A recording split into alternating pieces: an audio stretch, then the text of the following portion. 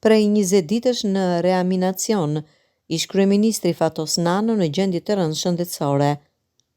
Ish kryeministri Fatos Nano prej 20 ditësh ndodhet në gjendje të rëndë shëndetësore. Lideri historik i PS-s vazhdon të trajtohet në një spital privat në Tiranë dhe burime bëjnë me dije se gjendja e tij mbetet e pandryshuar. Nano ndodhet ende në reanimacion. Fatos Nano, 73 vjeç, është themeluesi dhe kreu i parë i Partisë Socialiste të Shqipërisë.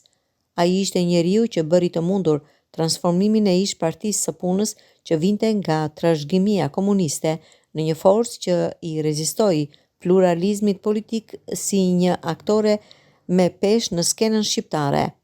Nano ka qenë kryetari i Partisë Socialiste nga 12 qershori vitit 1991 e deri në vitin 2005, kohë kur u shkëput nga politika. Një përpjekje e tij e mëvonshme për postin e kreut të shtetit nuk u mbështet nga Partia Socialiste, drejtimin e së cilës e kishte marrë Edi Rama.